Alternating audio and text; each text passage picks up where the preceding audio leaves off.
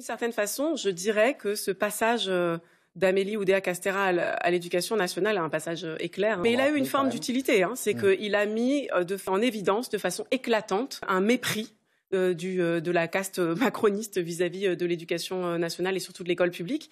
Il a mis en évidence aussi ce scandale d'un certain séparatisme scolaire, de l'entre-soi d'une caste qui finalement alimente l'école privée, alimente des établissements qui ne se conforment pas finalement aux objectifs et aux principes républicains et qui, dans le même temps, évidemment, tape sur l'école publique. Après la révélation de Mediapart rendant public un rapport de l'inspection générale de l'éducation, dérives homophobes et sexistes, pratiques non conformes avec la loi, comme l'obligation de suivre des cours de catéchisme, est-ce qu'il faut déconventionner cet établissement?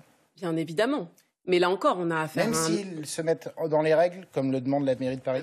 Tout établissement qui respecte les règles respecte les règles. Mais là, ce que l'on constate, c'est qu'il y a un rapport qui a été rendu en août dernier, qui a été tenu secret par le ministre Attal, alors ministre de l'Éducation nationale, puis par Amélie Oudéa-Castéra, alors ministre de l'Éducation nationale.